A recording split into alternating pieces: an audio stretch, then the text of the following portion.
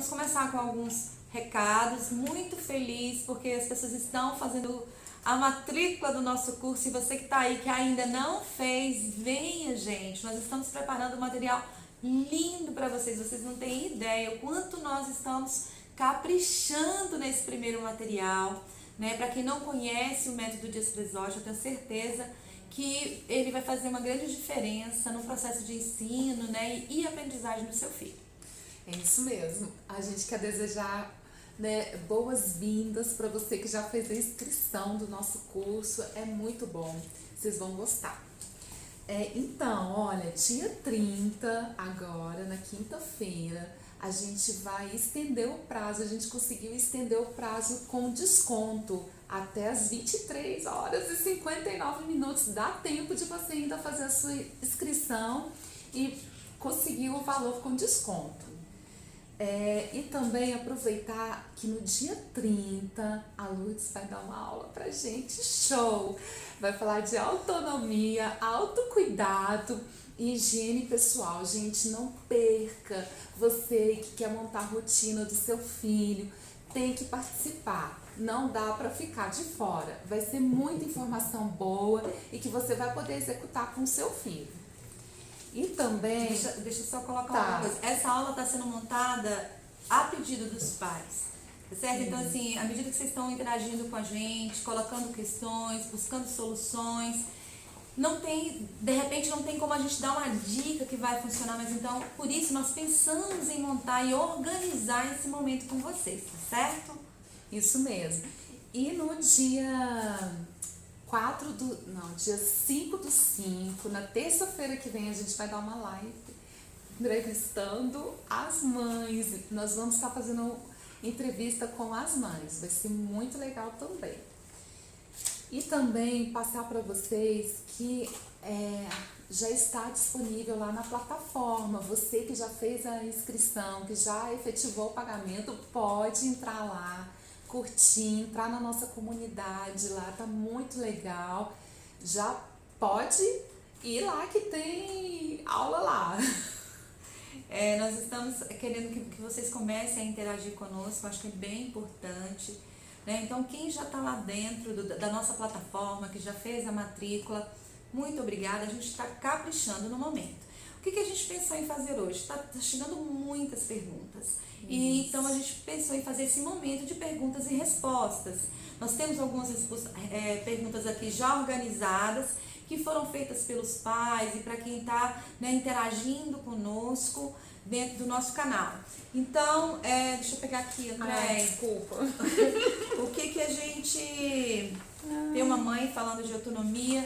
E assim, se você também tiver sua dúvida, eu vou ficar grata se você entrar e colocar pra gente. Nós não estamos respondendo tudo ao mesmo tempo, porque tem algumas perguntas, que a gente está até preparando um momento de aula mesmo, né? Eu gosto muito de dar aula, então a gente está preparando um momento para dar essa devolutiva.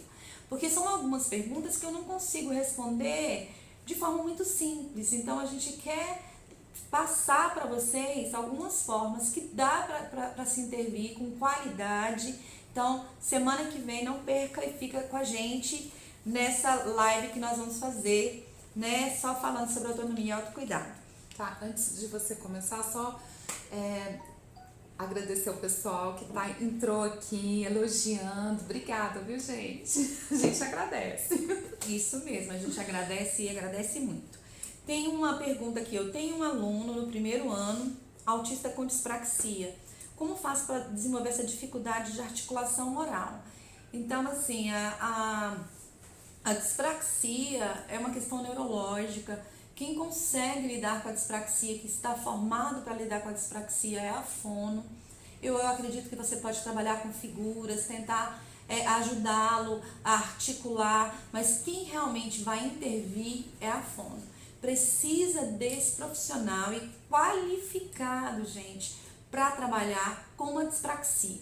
Então não é todo fono que vai trabalhar com dispraxia, apraxia, a gente vê que é bem complicado isso, mas o ideal é que essa criança vá realmente para fono. Então, professora, a gente vai para o nosso lugar de professor, né? Tenta ficar nesse lugar porque é o melhor. Você pode ajudá-lo trabalhando com fichas, com figuras, tentando facilitar o máximo que você puder o universo da palavra nessa criança. Mas quem vai trabalhar as articulações, essa organização, realmente é a fono. Então, a criança dentro do espectro, a maioria necessita de uma equipe multi-interdisciplinar. Se ele já tiver uma profissional intervindo, eu tenho certeza que ela vai te receber com muito carinho. Então, pede os pais, o telefone dessa profissional, liga para ela, fala que você está com dificuldade e ela vai falar da dificuldade específica dessa criança que você está atendendo. Então, faz isso que vai funcionar bastante, tá certo? Então, vamos lá. A Rosilene, ela também nos mandou uma pergunta. O meu filho tem 10 anos, ele é um autista não verbal, quero muito ajudá-lo na alfabetização, sendo que percebo que comigo sou mãe, ele não me dá crédito. Por isso que nós estamos montando essa aula de autonomia e autocuidado. Por quê?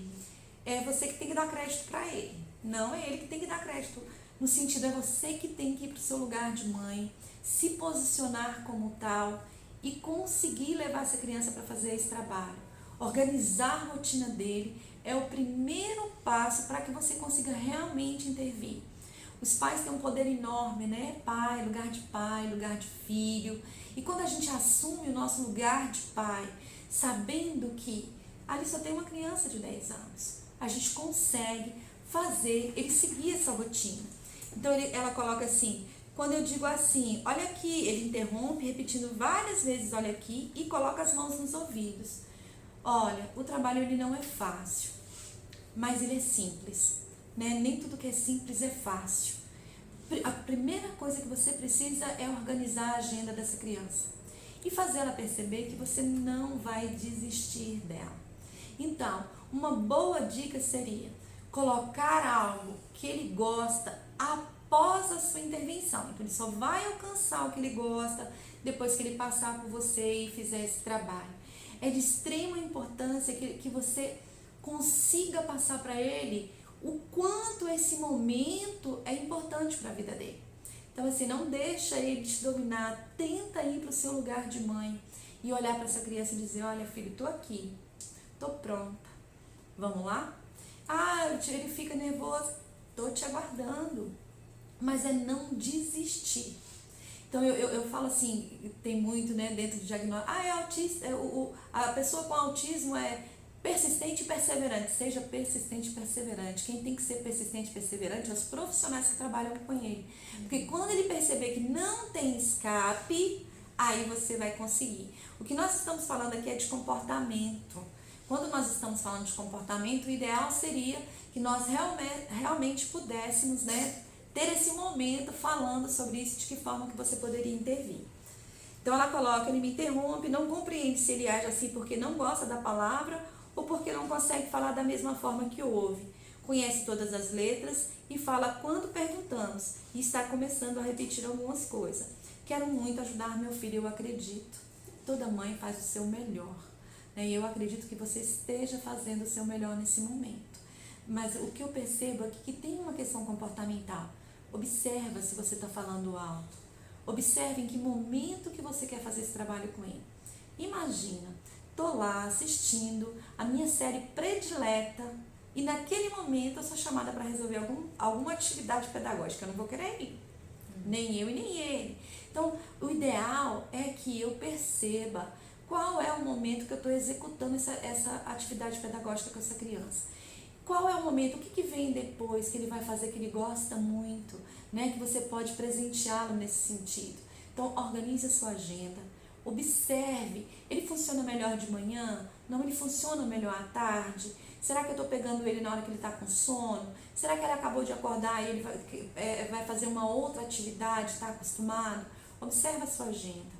Se você observar a sua agenda, se você passar para ele que você não vai desistir e que ele só vai alcançar a próxima etapa se ele realmente fazer o que você está pedindo, mesmo que no primeiro dia sejam 5 minutos, depois 10, depois 15, depois 20, por quê? Ele está começando a se adaptar com o trabalho. Então, talvez essa palavra que você coloca pode ser só um gatilho olha pra mim. Ele não quer olhar, não vai olhar, ele fica chateado, e você repetindo várias vezes. Busca uma outra estratégia. Deixa o olhar para mim vir em outro momento. Então, começa uma nova estratégia agora, tá certo? Então, não começa com olha para mim. Vamos fazer atividade. Depois da atividade, você vê o seu vídeo predileto. Depois da atividade, nós vamos passear, vamos fazer uma caminhada. Não sei o que ele gosta, mas a primeira coisa é a organização da rotina. Por isso, mais uma vez, a aula de autonomia e autocuidado, tá certo? Porque eu vou explicar hoje, se no finalzinho daí eu já vou entrar nessa parte, o quanto é importante a organização familiar, a organização do contexto familiar. Porque se essa criança não tem uma organização interna, ela espera que o outro faça isso. Só que você tem que ser perseverante e persistente, tá certo? Tem comentários. Lourdes, leciona em um colégio e eles estão solicitando atividades aos alunos, porém eles pedem apenas redução de quantidade de itens aos autistas. Fico apreensiva porque acho que deve ter sim adaptação, não apenas reduzir itens. Sim, Bruna, esse é um fato muito triste, né? Adaptar conteúdo não é redução de conteúdo.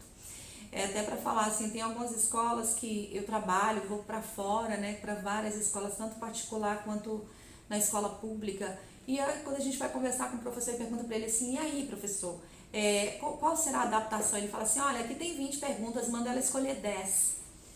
Para ela escolher 10, ela tem que ler as 20. Então, isso não é adaptação curricular. A adaptação curricular, ela está ligada ao desenvolvimento da criança, e não aquilo que o professor determina. Então, o primeiro momento, o ideal, Bruna, seria que você fizesse uma avaliação e percebesse aonde essa criança está. Tem uma coisa que é o BNCC agora, que é o Banco, né, de Dados do Currículo Nacional. Ele é muito legal, ele traz os descritores, e dentro dos descritores você vai encontrar onde essa criança está. E a partir disso você vai fazer as adaptações. Avalie essa criança, veja em que nível que ela está. Redução como é que se fala, de exercícios, não é adaptação curricular. Aliás, é um crime fazer isso com eles. Então tá, vamos para a próxima aqui. Consegui te responder, Bruna? Tem a Adriana colocou aqui que fiz minha inscrição no curso e sou professora. Nossa, Adriana, muito bom. Tenho certeza que você vai aprender muito. A gente tem um olhar que se expande não só para o contexto clínico, como para o contexto familiar, quanto para o contexto escolar. A gente consegue passear por esses 3 ambientes. Então, é muito bom fazer essa visita. Então, venha para cá, vamos olhar para essa criança com os olhos do pai. Isso nos ensina muito como professor, como profissional da área, sendo da área educacional ou da área clínica. É extremamente importante conhecer essa realidade, porque quantas vezes nós julgamos esses pais de incompetentes, que não criam os filhos, e na verdade o pai não sabe o que fazer. Então é muito bom quando a gente conhece esse outro lado, que tem uma agenda ali naquela família, que tem algo que nós não conseguimos atingir. E aí, quando a gente fica no nosso lugar de professora também, tem uma validade enorme, fica mais leve. E como professora a gente pode fazer muito, porque nós estamos fazendo o nosso papel. O professor não tem que ser psicólogo, o professor não tem que ser pai. Não, o professor tem que ser o quê, gente? Professor. Então, seja bem-vindo. Nós vamos falar muito nesse lugar de direito, lugar de dever da pedagogia sistêmica. É muito importante. Nós vamos falar disso, tá certo? Então, eu acho que é isso, né? Vamos para uma próxima. Acho que eu consegui responder. Gente, eu sou meio assim, vou embolando uma coisa na outra. Eu tô me ligando. A Kátia falou, e eu tô fazendo isso, tô conseguindo. Não tô, Kátia? Tô voltando. Fico meio sem rumo assim, mas tô indo. Tá linda. Então, vamos lá. Tem uma mãe que eu achei interessante, ela pergunta assim, eu tô acompanhando os vídeos de vocês, né? Ela coloca que a partir de que idade posso começar a brincar com a criança, como você explicou, né? Em um vídeo que nós mostramos, gente, sobre cores, sobre formas. E eu vou dizer pra você, brincadeira não tem idade. Brincadeira é brincadeira. Eu não preciso que essa criança sente só na mesinha, nós atendemos muito no chão. Ela vai para a mesinha quando ela tem condições de estar na mesinha. Qual é a grande questão? questão. Eu não posso deixar que ela amadureça para sentar na mesinha. Eu tenho que oferecer esse amadurecimento para ela. Então, nesse primeiro momento, sim, com 2 aninhos, você tem que estimular, você não pode esperar. Essa é a grande novidade que a gente traz, por isso que a gente fala muito do pensamento do Vygotsky. Se você for conversar com vários educadores, né, muita gente que está nessa área, ela diz assim, olha, espera um pouquinho, ele já está amadurecendo. E a gente já aprendeu. Isso é real dentro do espectro. Eu preciso oferecer o desenvolvimento para essa criança no ambiente. Então eu não posso esperar. Comece a brincar sim agora. Mostre cores, mostre formas, mostre tamanho.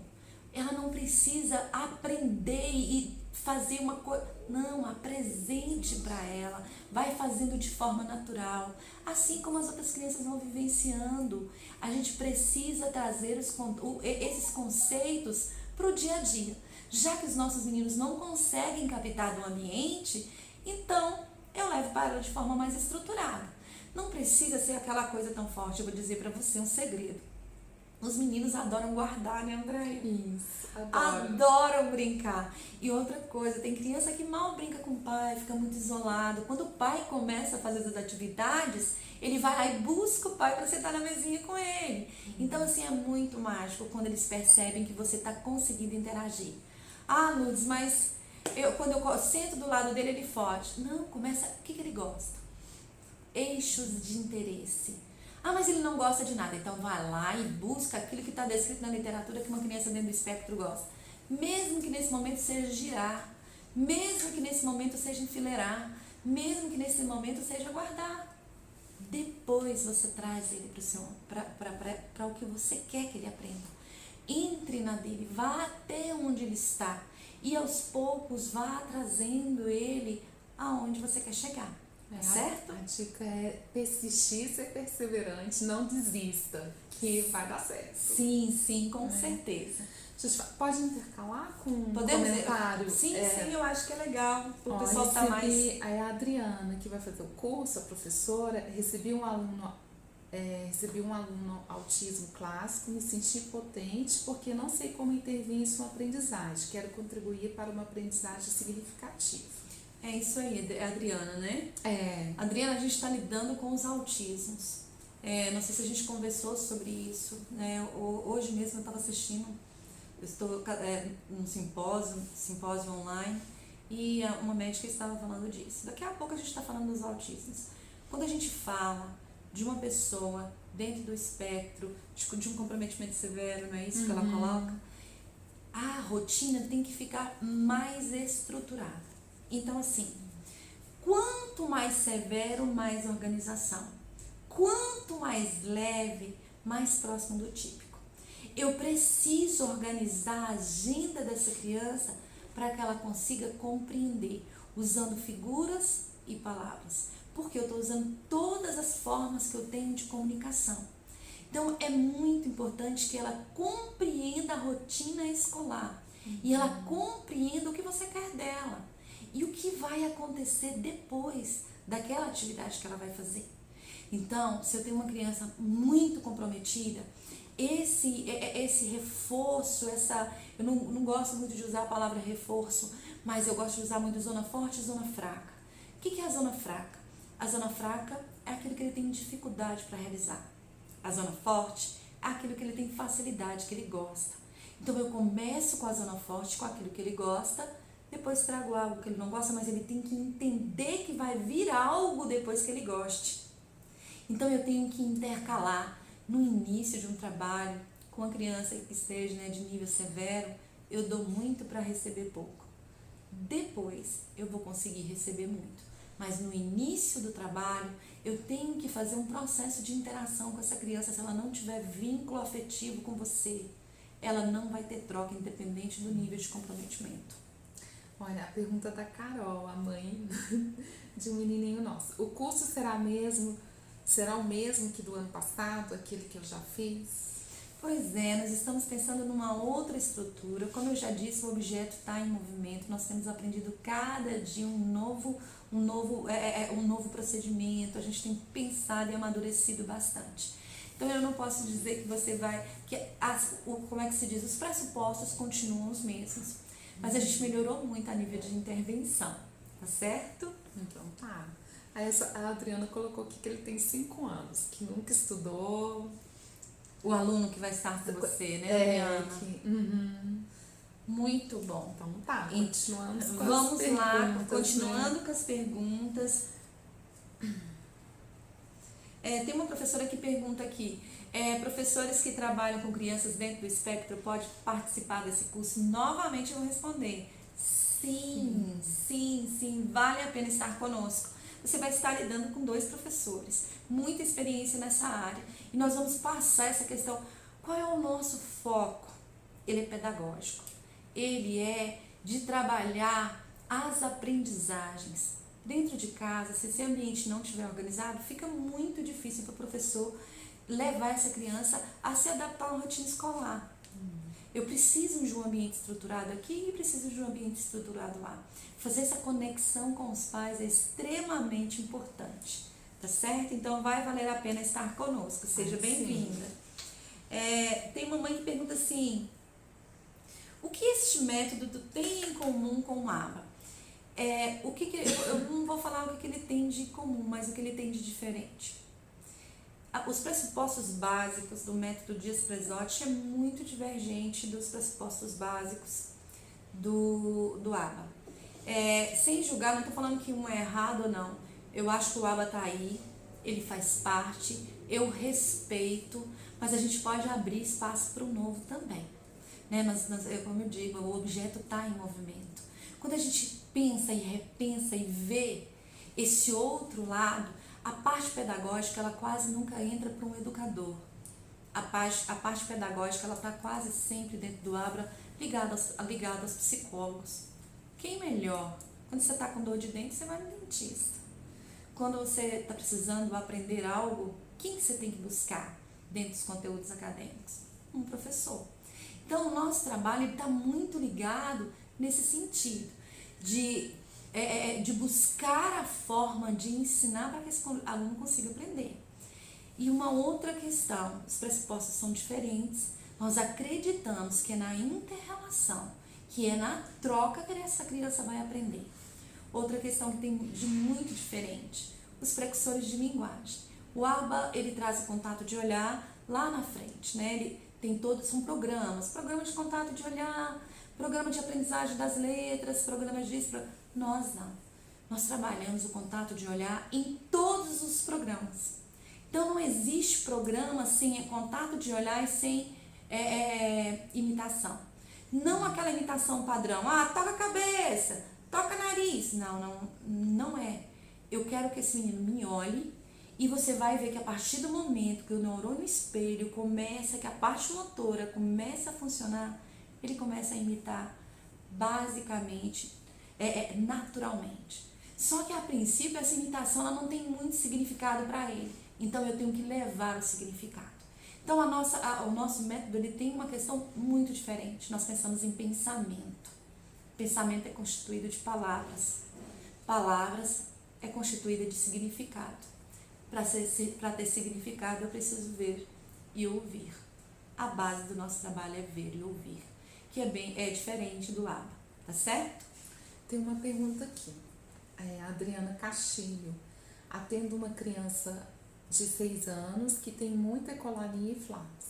A mãe quer que eu alfabetize, porém ela não tem linguagem. Ver e agora que começou a nomear. O que você sugere? O processo de alfabetização ele exige pré-requisitos. Eu gosto muito quando eu uso uma escala, e a gente vai trabalhar essa escala no curso, e eu trago para o pai e mostro para ele, olha pai, para mim conseguir fazer isso, eu preciso disso, disso, disso e disso. Nada te impede de trabalhar uma letra, para que ele identifique uma letra antes de alguns pré-requisitos. Não tem problema. Até porque a criança dentro do espectro, quando ela é mais comprometida, ela primeiro aprende o nome da letra. Então a maioria dos professores tem, né, essa questão mais fonológica. Para os nossos meninos, às vezes a gente tem que fazer um caminho contrário. Por quê? Porque ele não consegue fazer associação. Se ele não associa, eu tenho que colocar lá a letrinha antes, para depois trazer o som e ele começar a associar.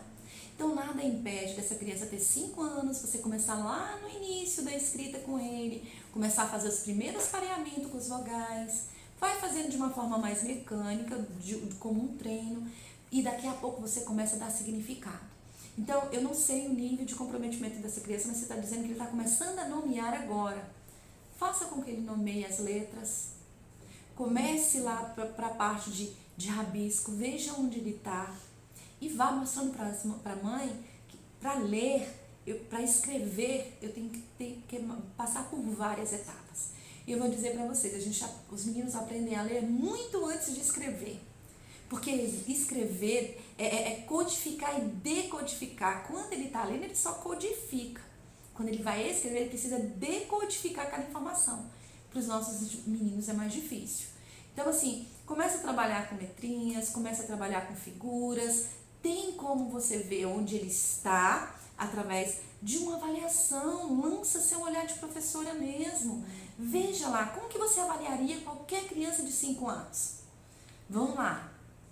Cor, se ele sabe cores, ele sabe formas, ele sabe as palavras, um repertório básico dos animais, dos alimentos, dos vestimenta, né, roupas. O que ele sabe? Quando ele pega no lápis, ele rabisca, ele pinta dentro, ele já faz uma cabecinha lá ou não. Vá, faça isso. Nós, professores, aprendemos isso assim na universidade. E aí você lança o seu olhar. O pai pode até querer, mas quando você sabe o que você está falando com ele, aí sim ele vai te compreender, porque ele está inseguro quanto ao que você sabe. Então, lance seu conhecimento. Volta lá. O que você sabe? Como você avaliaria qualquer criança? Olha para essa criança dentro do espectro fazendo simplesmente a adaptação. Ele consegue seguir seu comando? Ele não consegue seguir seu comando? Aí sim você tem que dar um passo para trás, porque ele tem que obedecer comandos. Senão ele não executa, entendeu? Então mostre para o pai isso. Se você mostrar para esse pai, eu tenho certeza que ele vai até te ajudar.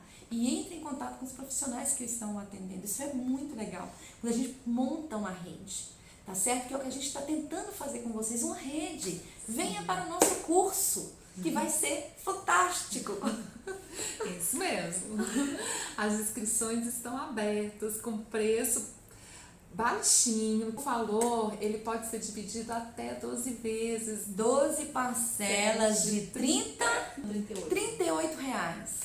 O que é 38 reais para você no final de um mês?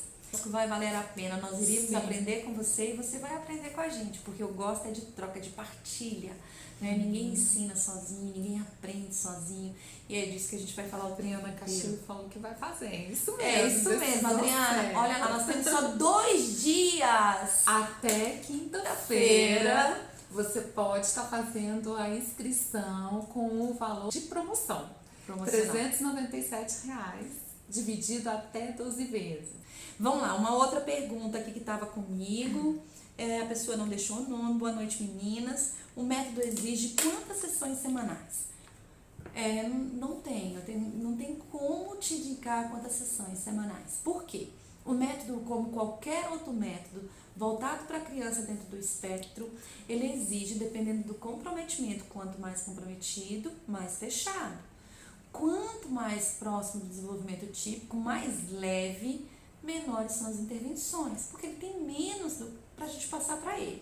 Então, tudo vai depender desse pai, tudo vai depender dessa criança, da avaliação que eu vou fazer para ela e de como eu vou organizar, né, Andréia? Sim. Esse material. Né? É a criança que me diz, gente, essa é a dica. Quem diz é a criança. Eu não posso pegar qualquer criança e falar, você vem 5 vezes, vai uma profissional na sua casa para fazer isso com você durante todos os dias. Não, é a criança que vai me dizer, tá certo?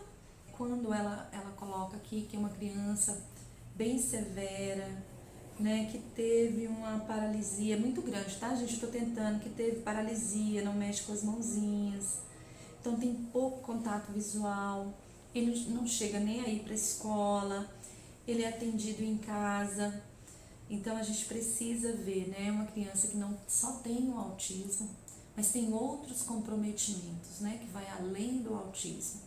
com certeza uma deficiência intelectual também severa, né, pelo que você coloca aqui. Então, assim, eu preciso olhar para essa criança para avaliar. Quanto mais severo, olha bem, mais fechado. Quanto menos, mais aberto. Ele consegue mexer as mãozinhas?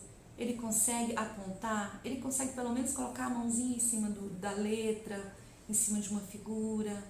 O que ele faz? Será que ele precisa de mais de uma questão sensorial? Né? Então, o ideal é fazer uma avaliação dessa criança. Fica muito complicado para mim te responder. Queria muito, Márcia, te responder. A gente pode até conversar depois, aí no privado, tá? Para tentar te ajudar e montar um plano de ensino para essa criança da melhor maneira, tá certo? Sim. Mas pelo que você me colocou aqui, eu queria que você pensasse nisso. Se eu tenho uma criança que é muito comprometida, eu preciso organizar esse atendimento de forma muito amarrada, tudo muito organizadinho. E se ele não é não verbal, eu preciso trabalhar com figuras. Mas eu preciso que ele pelo menos, ou ele aponta, ele coloca a mãozinha em cima, porque ele tem que obedecer comando. Se ele não obedece comando, eu tenho que ir mais para trás ainda e trabalhar a obediência de comando. Entendeu? Então, assim, a cada momento, isso que eu acredito que o professor tem que aprender. Que nós temos que aprender, no sentido de, o que vem primeiro? Essa era a minha angústia, Márcia. Quando eu estava no centro de ensino especial, era isso. Vinham os programas, mas é fulano, e como é que eu faço com fulano? Eu tenho que aprender a olhar para esse desenvolvimento. E a partir dali, começar a fazer as intervenções. Então, eu tenho que ter esse olho com maior expertise. E para isso, eu tenho que estudar desenvolvimento humano. Né? E para isso, eu tenho que fazer cursos voltados para a criança dentro do espectro do autismo. E aí, começar a trabalhar. Por quê? Porque você pode montar fichas, você pode trabalhar com tablet, você tem inúmeras outras formas e maneiras, né, de comunicação alternativa que você pode utilizar. Graças a Deus, hoje nós temos muito material, gente. Sim, eu acho que nesse momento a gente está num momento bom de alcance, de desenvolvimento, onde a coisa está indo mais para frente. Há sempre o que fazer. Né? Mas aí eu preciso ter essa expertise maior para estar buscando o que fazer. Só um minuto aqui. A Cássia, ela tá reclamando que o som está baixo. Você acha que... O som tá... Eu também falo baixo, né? Tem isso também. Melhorou? Melhorou, sou eu. A Jaque tá falando que deve ser o aparelho dela, porque pra ela tá ótimo. Que bom, então. Ok. Então vamos lá, respondi a Márcia, tem uma lista aqui, gente. Mas olha, tá quase terminando. Nós temos aí quantos minutos, Kátia, ainda restante? Nós temos uns 10 a 15 minutos. A Adriana também tá falando que tá baixo. Adriana, quando eu falo um pouco mais alto, melhora? Você acha que melhora? Não? Ela não respondeu. Não respondeu. O que eu queria entrar um pouquinho sobre o que a gente vai falar semana que vem. Justamente quinta-feira, gente, ó, por isso que eu preciso de uma Andréia na minha vida. Vocês sabem, né? Quem me conhece sabe. Então tá, eu tô no céu, a André tá aqui, ó, e a André me aterriza, Luiz, aterriza, porque o trem é feio aqui, viu? Qual é o meu nome, onde eu tô? Vamos lá, quando eu penso em autonomia, em que eu penso? Né? O que eu penso em autonomia? Quando eu penso na minha criança, dentro do espectro, eu penso em autonomia. O que eu preciso fazer para que essa criança adquira autonomia? E aí foi até legal a pergunta que a menina me fez, né? O que tem de encontro com ABA? ABA, PECS, TEACH, ABLES, né? VB, tudo que você for fazer, qualquer método para a criança do autismo, ela parte do pressuposto que os nossos meninos têm uma desorganização. E aí eu preciso de um ambiente que o organize. Aí tem mãe que fala assim, Luz, mas precisa fazer rotina? Sim, gente, eu preciso ter rotina, senão eu fico maluca. Todos nós precisamos ter rotina. E aí eu digo pra você, O maior problema da nossa criança com autismo não é nem linguagem, é comunicação. Se essa criança não compreende a organização dessa casa, ela vai colocar a organização dela. Se você aceitar a organização dela, você não está trabalhando para autonomia. Você está trabalhando para ser refém do seu filho. Porque ele vai dar aquela rotina como a rotina que ele tem, e depois, para você organizar isso, vai colocar ele em sofrimento e vai colocar você em sofrimento. Eu aprendi uma coisa que eu acho fantástica. O não, ele organiza não só quem recebe, mas organiza quem dá. Eu falo isso porque eu vivo muito com os pais. Então, assim, é necessário organizar rotina. É extremamente necessário montar, acordou, escovou o dente, fez isso. Quanto mais severo, mais organizada a rotina, mais fechado. Quanto mais leve a rotina. Porque aquela criança já tem habilidade ocupacional. Se seu filho não tem habilidade ocupacional, ele vai se isolar, voltar para si mesmo e vai ficar lá no cantinho estereotipando, pega uma coisa, pega outra. Por quê? Há uma desorganização ali, instalada. Então, ele precisa que o ambiente prepare essa organização. Então, foi muito em cima do que os pais... Meu filho quer assistir TV, não quer fazer atividade pedagógica. Ué, eu também não. Quero lá ver minha série. Quem vai dizer para ele que ele tem que fazer é um ambiente organizado que vai fazer com que ele se localize, com que ele se perceba ali dentro, né? Tendo uma rotina inteira que ele tem que cuidar. Então, assim, escovar os dentes, lavar as mãos, usar o banheiro, tomar banho, vestir-se. E para usar esse banheiro tem que tirar a fralda. E para tirar a fralda precisa da intervenção desse ambiente.